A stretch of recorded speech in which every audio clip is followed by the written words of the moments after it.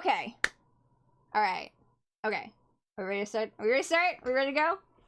So, 36 minutes into stream. Why are we here, everybody?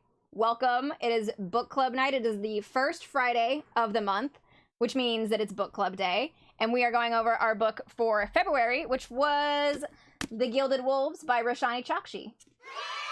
Insert applause. Okay, so I think there might be one or two new people. I'm not sure, but if anybody's new here, basically what we do is I will start out, I will give my... I'm back, baby. You really had to do it right in the middle of my spiel. 40 months.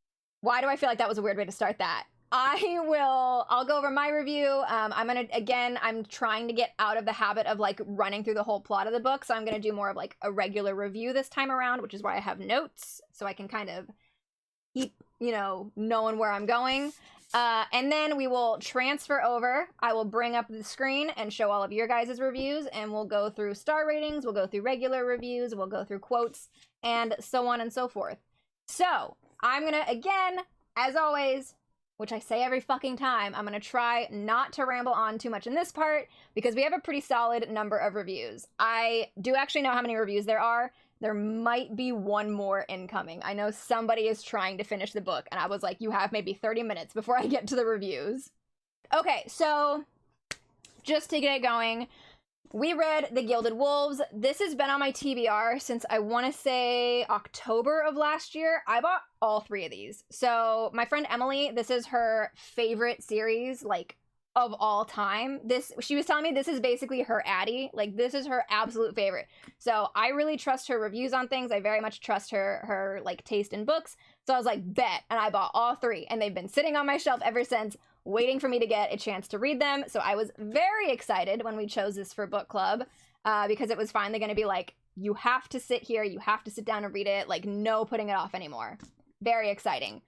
So I'll start out by saying, where do I want to start this? So I'm going to start with one particular thing that I know is going to be in, like, I know is going to be in the reviews, but I'm just going to get it out of the way now, and then I'm not going to talk about it again, because it's not the point. And that is, this book is not a Six of Crows copy, and I don't really want to talk about Six of Crows when talking about this book, so this is the only time I'm going to mention it. Leigh Bardugo does not own the fantasy heist genre, the group heist genre. I literally have another one on my shelf. I have Lies of Locke Remora right there. The response to this book, she simply has the most currently common one. Leigh Bardugo currently has the most successful of the group fantasy heists. So when this book came out, a large portion of the response was, oh my god, it's a Six of Crows copy. And it's literally not. I will give you, there are some similarities. You have a YA fantasy heist group thing. There's a lot of those. There are 6 characters most of the time. We go from 5 to 6, then back to 5, but there are 6 characters. And the leader has a romantic connection with a brown girl, so you've got that going on there. And then I'll even give you the whole, like, sort of similarity between the Wraith and L'Enigma, but I think there are very important differences in those two characters that make them, once again, not at all the same. So, and then I think the story wildly diverges from there so as not to be even close to the other. And I'm just gonna put that out there now, because I know it's gonna come up, because it always seems to come up when people talk about this book. And I'm going to put out my 2 cents as, this is not a Six of Crows copy. Six of Crows is not this book. This is not Six of Crows. It just so happens that they came out within like 5 years of each other, or 3 years of each other. And were both in like the fantasy YA heist genre. Just an FYI. If you haven't read it, perfect. Don't need to worry about it. I just fucking know that it's gonna come up in probably a good number of reviews, because I feel like a lot of us have read it. And I saw so much. I saw so much in Goodreads. There was, oh my god. And I will say, I think part of that is also a little bit the publisher's fault, because I can't remember what they're called, but they basically a publisher will market a book with comparison titles, and there's like a publishing word for that, and I can't remember what the hell the publishing word for it is. And they marketed this as Six of Crows meets Da Vinci Code, which obviously then invites comparisons. But again, the author is almost generally not the one to pick that. They can kind of give like a handful, and then I think the publisher will pick some, and so on and so forth. So like, if you've read Iron Widow, same thing. Jiren J. Zhao, I think gave a bunch, and then the publisher went with, what was it? Pacific Rim and Handmaid's Tale. And even Jiren J. Zhao was like, yeah, no, let me tell you what this book actually is. So that I think is more on the publisher side, yada, yada, yada. I am going to now move on from that, because I'm just going to get that out of the way now and then not talk about it again until we inevitably get to it, probably in some of the reviews.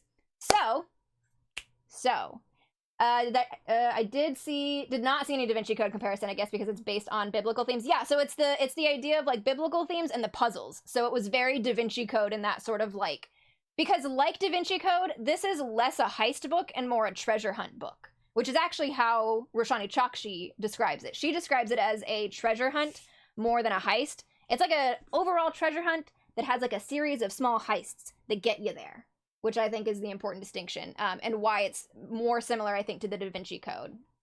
So, in general, overall, I liked this book. I did not love this book. I think I ended up giving it a 3.75, which for the purposes of our reviews, I did round up to a 4 because we don't have quarter reviews, we have halves. So I gave it a 3.75. It was not quite a 4 for me, but it definitely wasn't a 3.5. I liked it, I didn't love it, and I almost can't even really articulate why I didn't love it, but we'll get there. I do want to start out by talking about the things that I really liked. So, again, this is all, I probably should have started by saying this, obviously, every time, full spoilers. This is a full spoiler chat for anybody that is in Twitch chat watching this or on YouTube watching this. This is a full spoiler chat, assuming that you've already read the book and you're looking for like a bunch of different kind of reviews on it. Okay, so I will say I went into this book. This is not my first Roshani Chokshi book. I, before this, read The Star-Touched Queen. So I had something of an idea of not even really what to expect, but I had experience with her writing before. So The Star-Touched Queen, very different from this. If I went into this being like, oh, it'll be like The Star-Touched Queen in terms of her writing, no, it won't. No, it won't. Her writing in that book is so different. Like, it's the same person and the same kind of thing, but it's so different because it's a different kind of story. It's not like a long, overarching trilogy like this is. So I went in having read that, so I knew that she was an Indian author.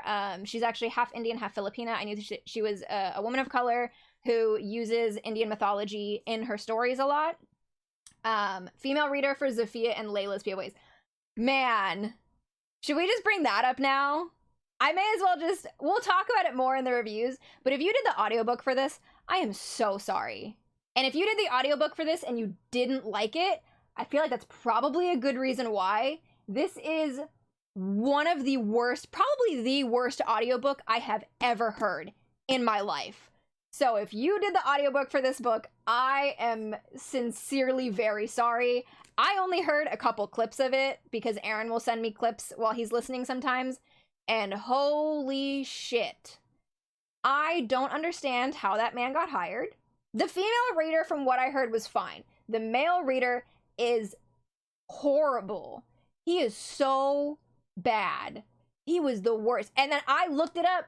That motherfucker did all 3 of these books. I'm so sorry.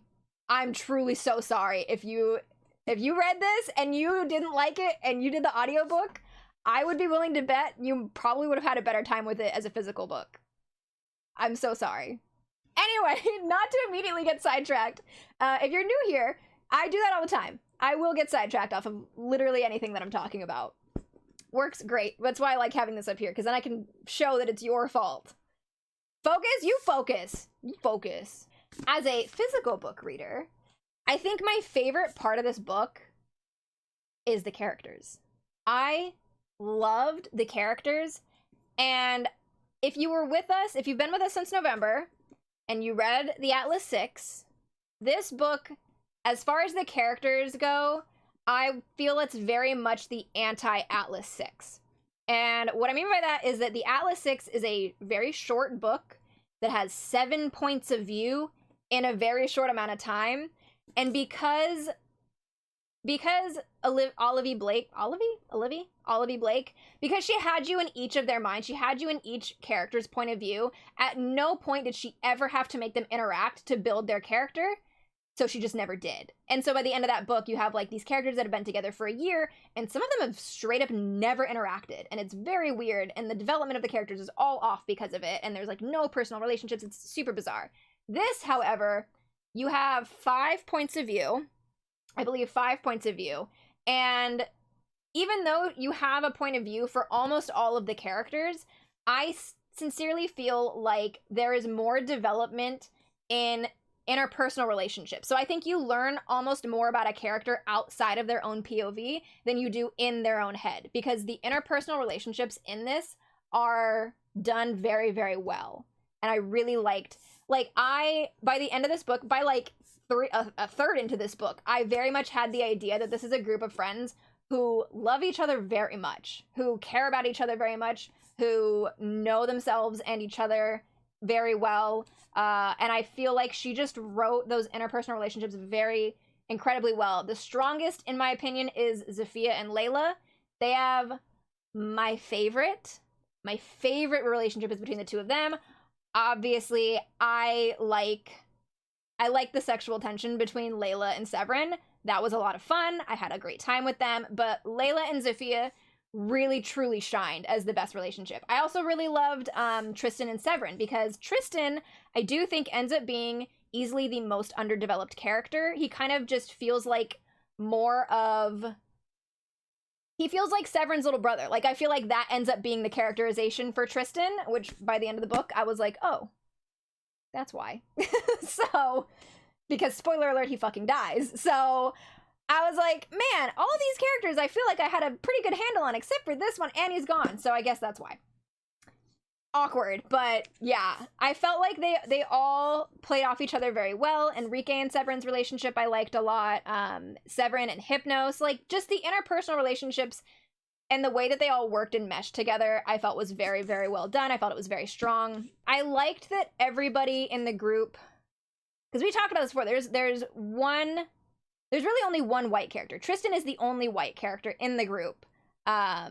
And we talked about this on Discord, but I'll mention it here as well. Not all Jewish people appreciate being classified as white. So for the purposes of this stream and this discussion, I'm not going to classify Zafia as white because she's Jewish. So for the purposes of this discussion, there's really only one white character, and that's Tristan.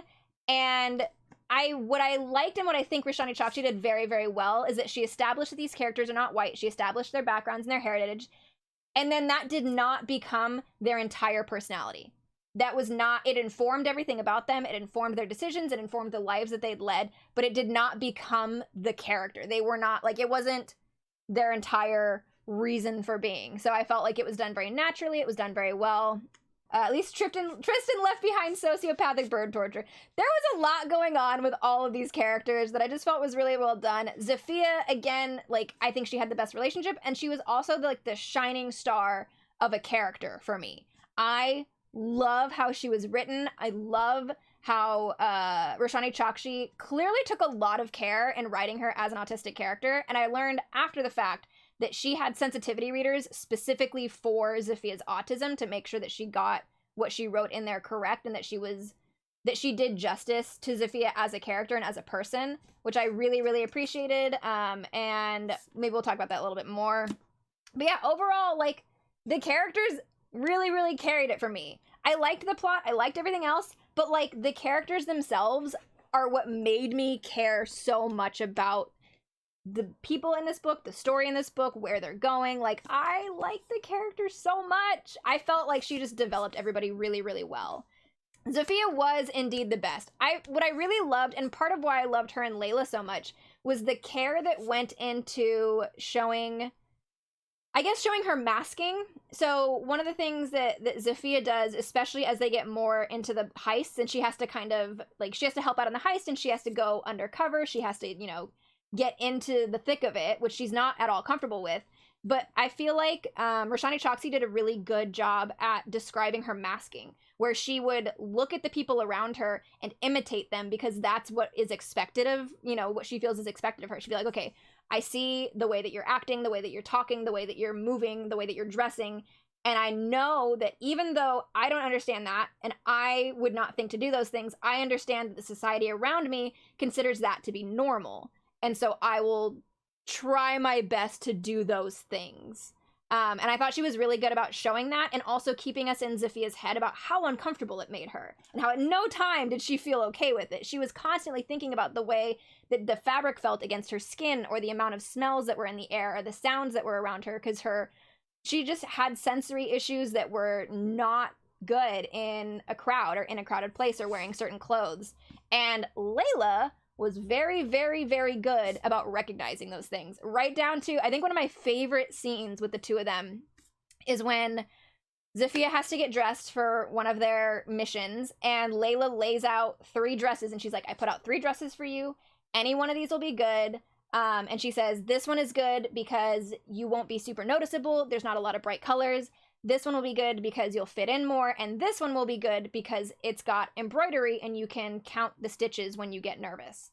And that was such, like, she knows she knows Layla's or Zephia's tics. She knows the things that Zephia needs to feel any kind of comfort. So she recognizes, without ever having to be told, that she needs like something tactile to touch and feel and count with her fingers to ground her in the moment. Oh my god, I thought that was so good. I love Layla so much. I love her so much. And then, like, even later in the book when she gives her a whole new wardrobe and she's like, I made them all silk because I know you don't like other fabrics. But she doesn't point that out. She's like, she points it out as almost like a funny, like, who knew you would have had, like, the most expensive taste out of all of us, because she can only really handle silk against her skin because the other fabrics are just too much. Oh, I have so many thoughts about her. I would love to read more about Layla, and I'm very excited to get more of her in the next book. We'll get to the end, but like, I know some people didn't like the end, but it made me very excited for book 2. I'm very excited for where we're going. So the other thing I have, this is why I have notes, so I can come back to that. I like the fucking puzzles. This is another thing, if you did the audiobook, I'm so sorry, because I don't think the puzzles worked very well in audio format. I'm pretty sure we showed some of them in the Discord, but there are pictures, like the puzzles are actually in the book a few times, and they're not super, like, it's not like you won't understand anything that's happening without them. I was trying to, like, turn to one really quickly. Oh, so, like, this one, although that's not a great example because you don't solve that one, it's just showing you what it looks like. But there are, like, pictures of the puzzles that they're looking at, which was a ton of fun as a reader. I very much enjoyed. It was not done well in the audiobook because the Seder box puzzle, I'm so sorry. The Seder square and so the Seder square, not great. Not a good one for the audiobook because it's literally just 25 letters in a square, and the fucking audiobook reader just reads all 25 letters and then turns them into an equation, and you're just listening to somebody read letters and numbers. And it's horrible. It's horrible. I'm so sorry if you read the audiobook. But if you read the physical book, I'm a big fan. And what I liked particularly about them is that, keeping in mind that this is a YA book, so this is for teenagers, it's for, like, the general written age for this is teenagers. I felt like the puzzles were easy enough to be solvable. Like, if you looked at it, you could, like, take a second, solve it, and then move on, or you could, like, solve it in time with the characters. But they weren't so easy that it didn't make any sense that they were, like, taking the time to work through them, except for the Horus Eye. That one, you should have known the second you saw it. It was very obvious. But other than that, like, I felt like they all were a good difficulty level.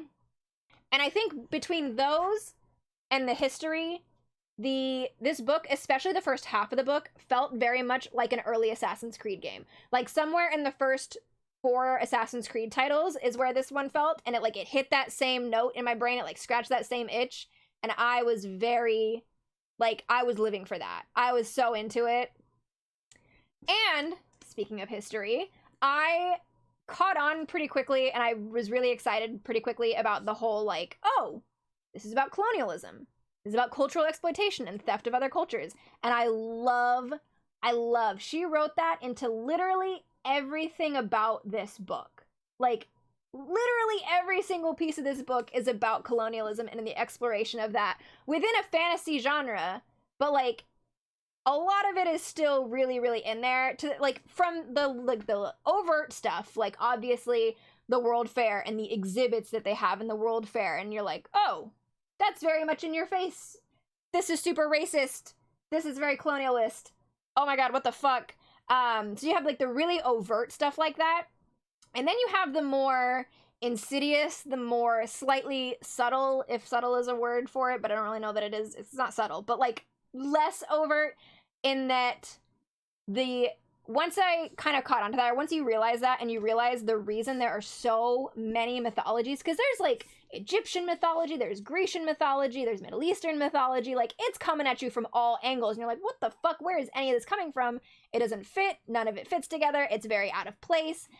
But once you connect that with the fact that this is about colonialism, and the reason that it's all out of place is entirely on purpose, because it's all these white-ass Europeans who have stolen bits and pieces of other cultures and other rituals and their like way of life, and taken the things that they think are pretty, or they think are cool, or they think are nice, and turned it into their own little game.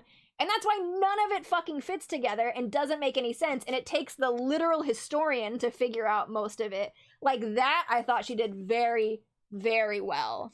Even down to the fact that the whole thing is based on this magic system of forging, and forging isn't even native to Europe, because they did not have a Babel fragment. They had to use the Crusades to go somewhere else, steal their Babel fragment, bring it back, and then declare themselves the master of forging.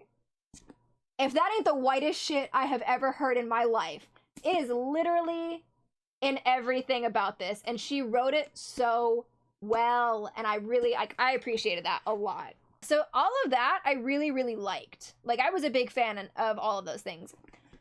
Where the book falls apart for me is two things, one of which I can definitely articulate, and one which I totally can't. So the one that is easy for me to articulate is the magic system, and not necessarily the world building, but because like the world that she created, this late 1800s France, the like actual setting and the aesthetic of everything, I love.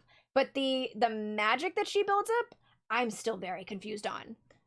What is forging? Like, how does forging work exactly? What are the boundaries of it? Like, what's going on with that? Because I have no handle on it.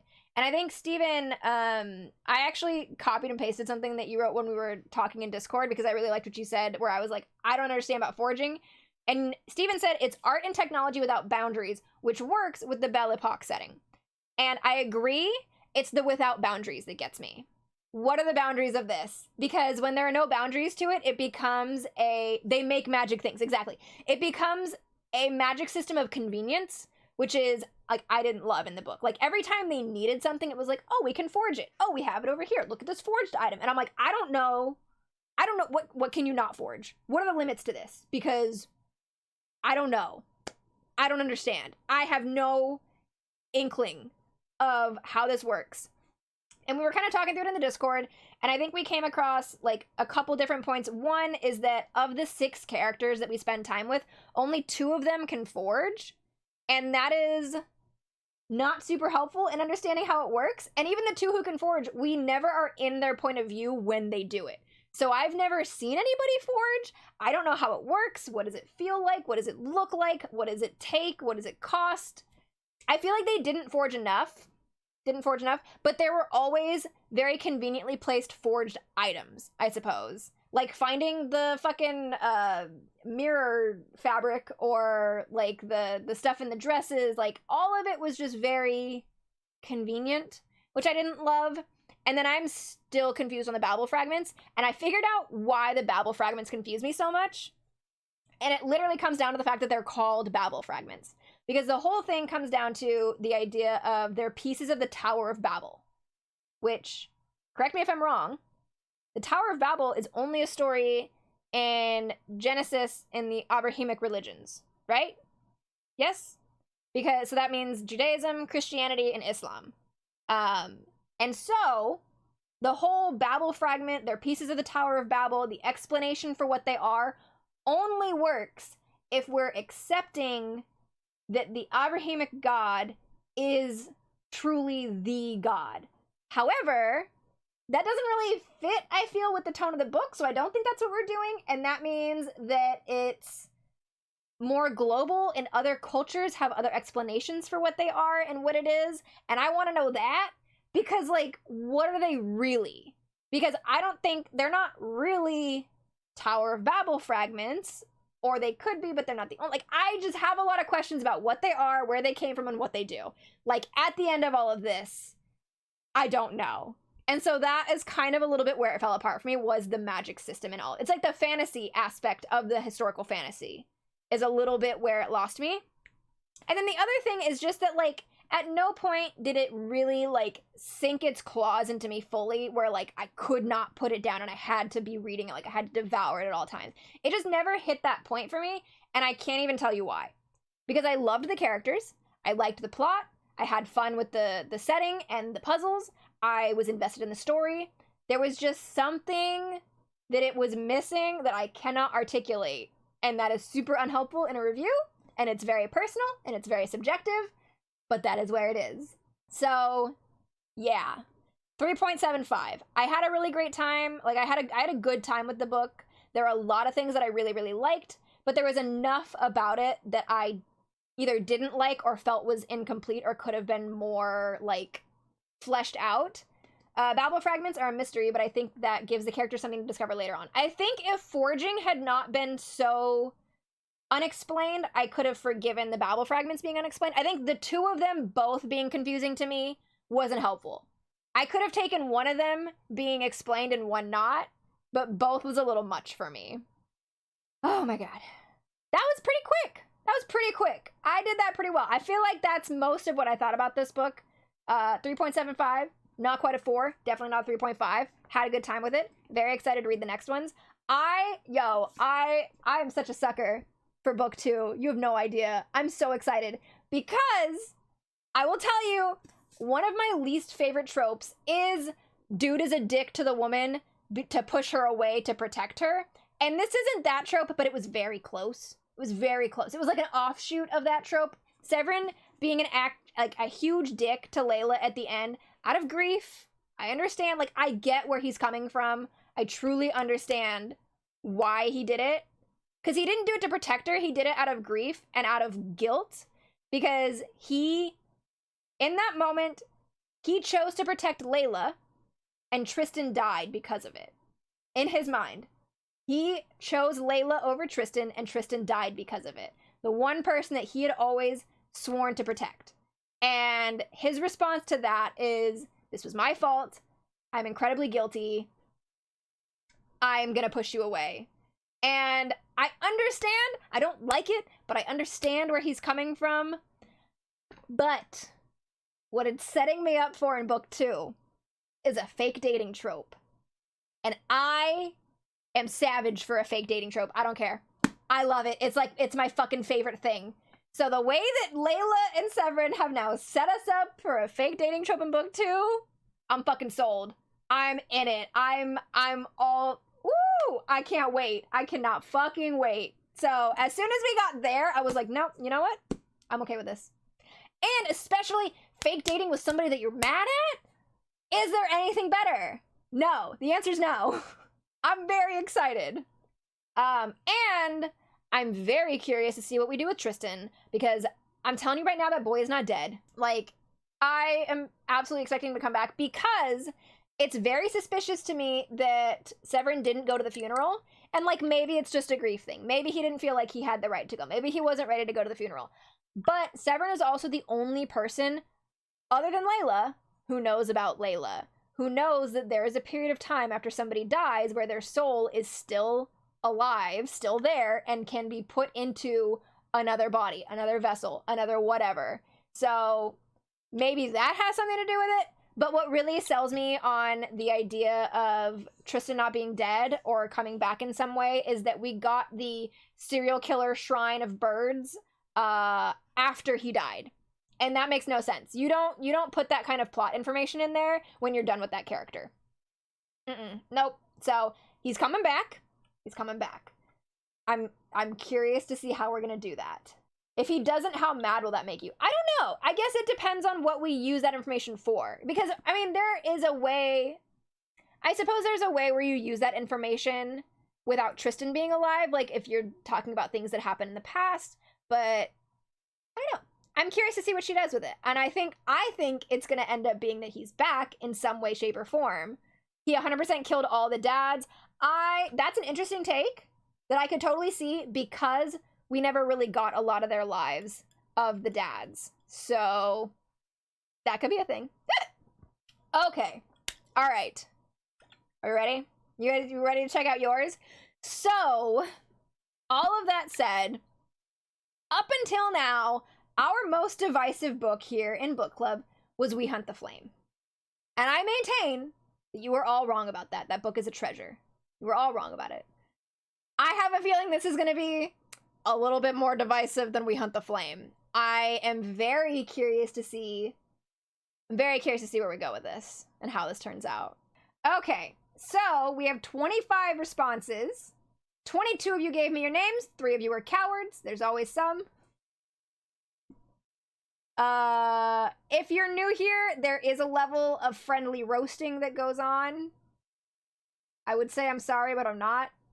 It's a fun time. It's not tough love, it's soft hate. Okay. I don't like this up in this corner. Can I put you here? You're gonna be in the way no matter where you are. Fine, we'll just leave you over here. Alright, I don't know, man. I'm worried. This might be fighting some people. There might be some fisticuffs going on. Are we ready? Okay, so overall, 60% physical. 5 of you did the audiobook. I am so very sorry. And 5 ebooks. Our audiobook listener level has gotten much smaller recently. I think the more people we bring in, the smaller our audiobook section gets, because we usually have a pretty solid amount. Although 20% is not bad. 20% is not bad. Alright, audiobook review. What did people think? So we got 40% at the 3-star. Honestly, 3-star is higher than I would have expected. Truly. We had a 2-star, we had a 1-star, we had a 4-star. Good for you, I guess. You know what? If you had a good time with this book, despite the audiobook narrator, more power to you. Thoughts on the narration? 2 readers, combined score of 3. The male reader sounded like a robot and was bad enough that I subconsciously disliked the characters he read for until I realized what was happening. The female reader was awesome. I will be finding more books read by her. That seems to be... that seems to be right. Male narrator sounded like a robot, almost made me DNF. He had a really weird flow as well. By far the worst narration by a voice actor I've heard to date. I feel we are all stupider for hearing his voice. The woman was fine. Alright, we had some DNFs. How many? Oh, I lied. We had 1 DNF. So there was 1 DNF. 4%. 96% of us finished. How far did you get? You got less than a quarter in before you DNF'd. Got bored, didn't like the plot. Not to fully call you out, Sarah, but you are in fact the only one. I'm so sorry. Usually it's a little bit more anonymous than this. You know. If there was a promise that this drastically deviates from Six of Crows, it absolutely does. If you got less than a quarter in and thought that it was too similar to Six of Crows and that was what made you stop, keep reading, because it is wildly different. Okay. Oh my god, alright. Okay. I saw a big spread there. I'm I'm worried. But you know what? We're gonna be fine. I'm gonna be fine, everybody. Okay. Overall, our biggest portion is a 3.5. I can see that. And then we had a tie for 3 and 4. Okay. So overall, we're a 3.5 and above. We're 3 and above. All right. We had a couple 2.5s. We had 4 2s. We had 2 5-stars. So, okay. Okay. All right. That's that's okay. I'm fine, everybody. I'm fine. I'm handling this very well. I am handling this very well. We had 2 5-star reviews, and I love you for it. I'm doing fantastic. Would you reread? Mostly no's. Wow. Wow. Actually, I didn't put mine in. You guys, I didn't put mine in. Hang on, I have to put mine in. I did not, because I was about to say, what did I vote? I fucking didn't. This is awkward. This is awkward. I was so busy hunting you guys down for your reviews that I didn't do mine. Let me put mine in real quick. Truly threatening you within an inch of your life to finish the book and review it, and then I didn't put mine in. Did I finish it? Yes. What is my review? Would I reread this book? I'll say maybe. What did I think of the story? What did I think of the characters? What did I think of the writing style? And then that's all we need. Submit. Okay. Okay. All right. So, let me refresh this. We have a crisp 26 responses. Go back down. All right. We're good. There we go. There we go. All right. So now we're looking a little better. We're looking a little better. Okay. So, story. Where are we at on this? 10 4 stars, 5 3 stars, 6 2 stars, 3 1 stars on the story, and a couple of 5 stars. Okay. I just want to talk. What's going on with y'all? 3 stars on the story? Or 3 1 stars on the story? Characters, overwhelmingly 3 and 4 stars with a little bit of a... Okay, so the characters killed it for a lot, killed it in a good way. The characters brought it up for a good number of people. 4 2 stars and only 1 1 star. I'm gonna fight somebody. I'm truly gonna fight somebody. And writing style, overwhelmingly 3 and 4, so we're kind of in that 3 and 4 area. V, I'm sorry, you're gonna die. You're gonna die. It's just gonna happen. I just need you to accept it. We're gonna fight. It's gonna be, we're coming to blows here. A couple of 5 stars, couple of 2 stars, and a 1 star. So we're pretty solidly in that 3 and 4 area with most of these, with the exception being the story. We had a good, pretty solid chunk of 2 stars on that one. Okay, here we go. Man. Ask you how you are, you just have to say that you're fine when you're not really fine, but you just can't get into it because they would never understand. So I'm gonna preemptively. I really enjoyed the character, and and feel that's what makes the book enjoyable until the end. I feel the ending just derailed my joy of the book. There were enough unanswered questions for a squall already, but the author needed to create more unneeded and unenjoyable conflict that derailed my enjoyment of the book. Okay, so you guys know this is the first in a trilogy, right? There's supposed to be unanswered questions. That's what makes the second book. That's why there's a second book. It's sold as a trilogy. And all three. But fair enough. My first book club review ever, so let's see how it goes. I really enjoyed the book. Thank you. We need a break. We need a break. So yes, a story does need to stand on its own, but it doesn't need to answer everything about it. Has to leave somewhere for the book to go. And so I literally just had this problem. Oh, because I just had this problem with the Infernal Devices series. And my biggest issue with the second book in that series was that it did not stand on its own as a book. There was no plot to it. There was no reason for it to exist. It only existed to be part of that series. It did not have its own plot. It was dumb. This had its own plot. It had its own, start to finish, 3-act up to the conclusion plot. It worked. And then it creates more, or it leaves more questions at the end of it that will be answered in the next one. I really enjoyed the book. It's not the best one I've ever read, but it has the potential to be one of my favorite series. Even though it did have some similarities with Six of Crows by Lee Bardugo, it still had a different vibe to me. Less dark, more adventurous, and more fast-paced writing than in Six of Crows. The things I loved. Characters. Oh god. I enjoyed all points of view and cared about all of them. My favorite one was Zafia. I feel like she was just so good. As I loved her mathematical and only fact-based way of thinking. Layla was oh my god, why is my lisp coming out? Why is the lisp I got rid of 20 years ago coming out? Layla was a sweetheart and I loved her. Enrique was smart and funny at the same time, which I loved about the characters. Severin was my favorite too until the end of the book. He was such a jerk to Layla. It do be that way sometimes. And she does not deserve to be treated like that. So I don't want to think about him anymore. Another aspect of the book I like were all the riddles and puzzles and random facts. It's what made the story interesting and fast-paced, and the magic system was fascinating. What ruined the story for me was the ending. Y'all did not like the ending, and I was very confused. Tristan's death was not surprising, really, and I liked him the least, but why did we need to know that he was a psycho killing birds after he died? It completely ruined the character, the vibe of the book, and it was such an unnecessary information we could live without. Depending on what she does with it, I think that, and depending on what you think about what she does with it, I wonder how that changes. Also, I hate the love triangle between Zofia, Enrique, and Hypnos. It was unnecessary and felt really forced, and Severin being the biggest asshole was a cherry on top.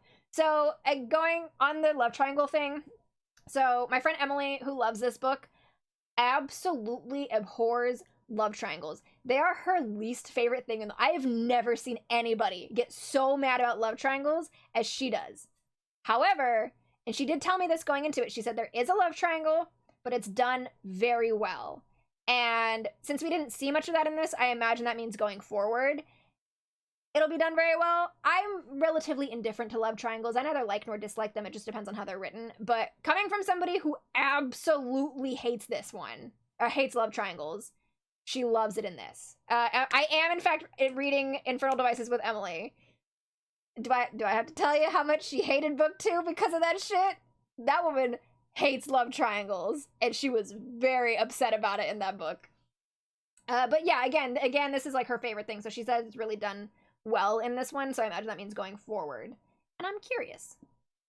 Overall, I enjoyed reading the book, really liked it, and even though it had its flaws, I still want to read the other books in the series. Yay. See, I'm kind of like on that same, like, I liked it, it's not perfect, but I'm gonna keep going, and I think it'll get better. This book was a better version of the Atlas 6. Alright. The author seemed like she had an idea of where she was going and how she wanted to get there. This doesn't mean that how she got there was the best way to get there. Additionally, once we got to where we were going, she left breadcrumbs and unresolved parts, I assume because she knew she was writing. That is literally the point, but yes, because she knew she was writing a series, not just one book. So when a book is sold like this, generally you're selling the entire series. Like when a publisher buys your series, not always, but usually they will buy a multi-book deal. That doesn't always happen, which is how you end up with series that stop after, like, you know, they won't ever finish. But generally, yes. So she would have gone into this knowing she's writing a series and sold it as to her publisher as that. The whole idea of forging and the magic around it is interesting, but was definitely not explained as well as it could have been. It would have also been nice if the author had given the reader some clue about how people learn they can forge and when they figure out what their affinity is. Totally agree, the forging needs to be explained. I was really hoping that this would be a true heist story, gathering the cast of characters, planning the heist, executing the plan. Yes, it did kind of do that, but this had way more to do with birthrights and elitism than it did a true heist, and that disappointed me. But is that the book's fault? Because the book doesn't really sell itself as that. But I see what you're like. If you went into this wanting another Six of Crows, wanting a heist, this wasn't that. It was like little heists here and there that lead up to like the big thing, like the big treasure hunt. But yes, I understand. And for the ending, it could have been done better. It could have been a little less messy, and the death at the end felt like it was there just to prove that main characters didn't have plot armor, though it was definitely unnecessary unless the author had already decided to use this event to spur on events in future books, which I'm not a fan of by any means. Wow. I probably liked this book better than a lot of people, but it still could have been better than it was. This book did not intrigue me enough to want to read the rest of the series, and the first book of a series should be intriguing enough to keep people wanting to read more. I liked most of the characters and really enjoyed the broad smattering of backgrounds. I felt like they were well developed for a first book of a series. I seriously disliked the use of a magic that had the ability to be all-powerful. It felt too contrived at times, especially since it was at the core of most of the action sequences. If you were raised in a world where anything and everything had the chance of being built using trap magic, including desks, walls, floors, ceilings, etc., one would assume that you would immediately check those things when going into a vault or to rescue a friend. Methinks you might like a deadly education, whoever this is. You would not blindly step with both feet onto a floor triggering a fireball trap or try to take a helmet of horrors off your friend's head without checking first. I feel like my scores might be higher had the magic system been limited, or there was a valid reason for the characters to not know these things were possible. Overall, though, I enjoyed the storyline and the fact that the book delved into so many topics. The cast was diverse and fun, even though they felt way too young to be doing the things that they were doing. If you just pretend they were 10 years older, it all evens out, except the temper tantrums at the beginning. I absolutely do that with all YA now. Every single teenage character, I change the 1 to a 2, and it's just much better in my head. Absolutely so much better. I think every book we've done has at least one person who really did. I don't think we've had very few books. I think Vicious and Vengeful might be the only ones where nobody really hated the book. Because I don't think anybody really hated those. Yeah, no, the only one, I think, you can't even say Life and Death. Because Life and Death, we all hated except for one person. There's always one person who feels, like, hard to the other, you know, on the other side. There were some lower ratings, but there was no, like, true hate. Anyway. I thought it was a pretty good book, but nothing too special. Just a good average read. The Gilded Wolves is a decent adventure and fun heist story. The one last job gone wrong trope is fun when it's done right, and this one was done mostly right. The story was very straightforward. I didn't think there were any real twists in the story that weren't telegraphed well in advance. The final showdown with the fallen house in the catacombs felt rushed and all over the damn place. I even reread the chapter and I was still confused, but the story was at least interesting. And then there was the epilogue. I think it was a bit too much in the epilogue. Part 6, after the news of Rouge Aubert's escape, and all of Part 7, could have been in the next book, and I would have liked the story so much more. I think Tristan getting killed in the next book would have given us time to either get to know and like him more, or to not have him feel like a throwaway character used to motivate the lead. I think my voice just cracked. We're all going to pretend that didn't happen. His death was meaningless to me. It clearly hit Severin because in his grief, he lashes out at Layla, saying the one thing that would absolutely destroy her, and ruined any goodwill I had for him in this book. He was giving me big Will Herondale vibes there. And I wanted to punch him in the face. Then the big reveal at the end, which was the author's I am your father moment, that Severin was actually the heir of the fallen house, just felt like too much stuffed into the epilogue. Sometimes less is more when setting up the next book or series. How many people kept getting Tristan and Enrique confused? What? How? How? Tarantula Kid, Terrarium Dude, and... What? Truly how? No, you fully lost me. You fully lost the plot. No. To the point I thought one of Enrique's chapters was told from Tristan's point of view, but Tristan had no point of view chapters. I'm so lost on getting Tristan and Enrique confused. No, you lost me, sir. No. I guess the author thought he was too boring to get a point of view chapter and then snuffed him out. Thank God for the women. They carried this story for me. Layla's ability and backstory for me is enough to make me want to know how her story continues. Severin and Layla pining after each other the whole damn book was so good. All right, fight me. Wouldn't have been so bad if he didn't call her a thing knowing it was her greatest insecurity. And for what? Her own protection? Because you know that's what he was thinking. I actually don't think that's what he was thinking. I mean, a little bit, but like, I think mostly it was just the guilt. You just showed everyone that when their lives are on the line and you need to choose what to protect, you're willing to die to protect her. Then throw it all away because you don't want to get hurt again. I can understand why he did it, but it doesn't mean I have to like it. Zafir was my favorite character in the story by far. Her autism is never viewed as a disability by her friends, which I loved. It was a part of her, and they understood that. As the story went on, we got to see her as more than the smart autistic girl. She was witty, funny, and caring. She had an actual character development and personal growth throughout the story. At the end, she even willed herself out of her shell to be involved with her friends at the party, and she might have been willing to make a move on a man she's interested in. Then she sees him kissing that shady asshole Hypnos, and all of that is lost. Hopefully not permanently, and she immediately goes back to her safe lab. Holy shit, did that hit home. I don't like Hypnos, and I still don't trust him. I do. I kind of want to see him resent her because he definitely regrets protecting her over Tristan. I'm very curious to watch, like, their relationship in the next one. Hypnos just wants to be one of the guys. He just wants to be one of the guys. And neither Hypnos nor Enrique was acting like they didn't do anything wrong. They did nothing wrong.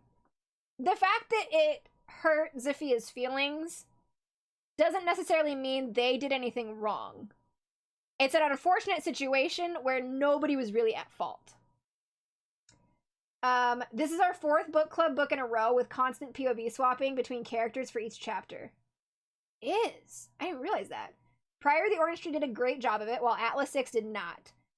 Gilded's use... Oh my god. That confused the shit out of me, because I have a book called Gild, and I was like, what did we read? Gilded's use of POV swapping falls closer to it than closer to Priory than it does Atlas. That's the good thing about a team heist story. Jumping between the different POVs gives perspectives and lets you see the pieces coming together in a satisfying way. I'm really glad we had a discussion in Discord about the themes and framing of the book. Understanding the author better made things that didn't make sense, like her use of so many symbols that meant nothing to the Order, more clear when you have colonialism lens to look through. Overall, a good book. I'll definitely give the sequels a chance. I'm losing my voice. It's going, man. It's going. The book had such a great story and premise, but the world building was lacking. I felt myself struggling to remain focused while reading this and couldn't get attached to the characters. I thought there were too many perspectives and the story was predictable. That being said, I will probably read the next book. I liked it, but didn't love it. You can feel that she's preparing for the next books, which is always a bit of a drag. The settings are amazing, the history behind the book really interesting, the heist trope is always a plus, but I don't know, the story just didn't take. I was never impatient to get back to this book or thinking about it when not reading it. I was kind of like, I'm on that same, like, I wasn't really impatient to get back to it. There are times where, like, I would get distracted on my phone for a long time in the middle of a scene. Something about it that just didn't grab me, and I can't even really articulate what it was. If you don't like this book, you're simply wrong. But some of the things I loved most about this novel were the characters. Every single one of them. I did not write this, by the way. Every single one of them. I couldn't decide who I loved more, and for so many different reasons. The addition of history, riddles, and symbology into the plot. Some of my favorite books are by Dan Brown, and I loved how detailed this novel was in regards to using history to build its world. I love seeing the riddles and drawings on the page and discovering the answers alongside the characters. The yearning. Convinced that Layla and Severin will be the absolute death of me, I love them so much. I love a good bit of pining. I truly do. And the sexual tension between them, loved that. Very excited to see where we go with that. We'll do quotes super quick because I don't know how much of these we'll have. The quote, "If I cannot move heaven, I will raise hell," just speaks to me, and I've never seen that quote in Latin, which was super cool. I do love that. I saved this one too. Half of winning, my dear wallet, is simply looking victorious. Majnun? I loved it. Every time she calls him that, I was happy. He thought of the stories he'd heard growing up about the underworld, the tale of Orpheus who looked behind him and lost everything. He wouldn't be that. He would descend and ascend and lose nothing but a handful of time. Wolves were everywhere. In politics, on thrones, in beds. They cut their teeth on history and grew fat on war. You're the only phoenix I've got. Rouge Robert couldn't see that, which is rather advantageous, wouldn't you agree? He may not know now, but he will soon. I love Zafia, and I love everybody with her. Oh, it's this Hypnos as well. The truth is, I need someone on my side. Someone who might understand what it means to live in two worlds as I do. I have tried, and I have failed. I cannot be both the descendant of Haitian slaves and the son of a French aristocrat, even if that is what I hold in my heart. I had to choose, and perhaps the Order forced my hand in this. But what no one tells you is that even when you decide which world you will live in, the world may not always see you as you would wish. I love him so much. And he does! He does just want to hang. He just wants to be friends. He just wants to be a buddy. Oh man. Alright. Okay, last question, and then we'll wrap up with our averages and everything. So, yes, I know the book is not called Vengeful. I copy over old forms so I don't have to rewrite everything, and I clearly just forgot to change Vengeful to Silvered Serpents, so whatever. I would hope to see more development in the next book as the world expands. Hopefully Chokshi can get her feet under her and hit her stride, but I'm not going to continue. Severin's attitude toward Layla in the final act enraged me and totally put me off picking up the sequel. The ending of the book really killed my want to read the sequel. Y'all did not like the ending! Better narration. I'm so sorry. It's literally the same guy for all three books. I'm very sorry. I looked it up to check. And a better understanding of the characters. I like a book that I can get lost in and have a better visual of their world and a good connection with the characters. I just didn't get that with Gilded Wolves. I'm hoping the sequel gets us a lot of the only one bed trope with Severin and Layla, that Zafia keeps being an awesome pyrotechnician, and that there's more heisting. More Zafia, more focus on Layla's creation and the magic that powers her, more examples of forging and the consequences of forging. This book felt light on people who actually could utilize forging and felt like a bunch of quick explanations on items that already were forged versus watching someone conduct forging. Totally agree. More Hypnos. I love the point of view chapter and hope to see more of his perspective on the world. Okay, alright, so let's head back up. Where are we at? Let's see if I remember how to do math. Okay. Divided by, what, 26? About what I expected. It's a 3.33. 3.33. Repeating. No, it's 3.3269, so yeah. About a 3.3, so just under a 3.5. You know. Alright. What's the lowest book club rating? Oh my god. Life and Death was like a 1.1? 1.18, or no, 1.8, I think. So let me compare that with, where does that fall? So with a 3.33, I think that falls pretty close to We Hunt the Flame, actually. So 3.3 puts it at it puts it above the Atlas 6 and just below An Absolutely Remarkable Thing. We also did not have Hoff stars for a good portion of last year. That's very correct. But yeah, so it's above the Atlas 6. It's below An Absolutely Remarkable Thing, which puts it at our third lowest book club book. Whatever, you guys know, whatever. And then We Hunt the Flame was a 3.6, so it wasn't quite that low.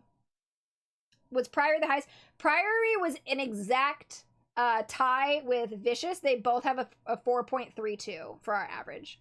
It is like a perfect exact tie. So we've made it to the end, and with that said, we are gonna head into our March book, which is Gallant by V.E. Schwab. I'm actually gonna go finish this right now. I'm getting real close. I'm gonna go finish this tonight, which is gonna be interesting because I usually read very close to the end of the month. But I'll have lots of notes to go back to. If I get Gallant in time, I'll read it. Don't know if you're gonna get Gallant in time. Yeah, unfortunately, some of the special editions aren't shipping until later. However, it's a very quick read, so it's definitely doable in a short amount of time if you end up getting your special editions late. Our review stream for this is going to be April 1st. Because that is the first Friday in April. So we do lose like a couple days. We had like a few extra days this month. So yeah, I will see you guys back here on April 1st to read Gallant. I am very excited. It's very good. I can already tell you that because I've started it. And yeah, I guess that's that. We made it. It's been what, 2.5 hours? So the review section only, or your guys' review section only took about an hour. That's not bad. We got through that. We got through. Man, okay, what time is it? It is 8:30. I'm gonna go eat some food and then read Gallant and not speak for a while.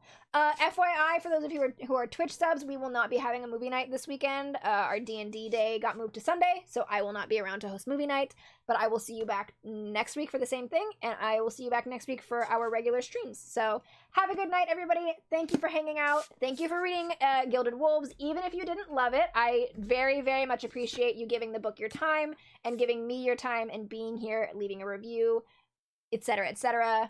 So thank you, and I will see you guys next time. Good night. Oh god, I should have been like ready to hit the button when I said that. I was not. Bye!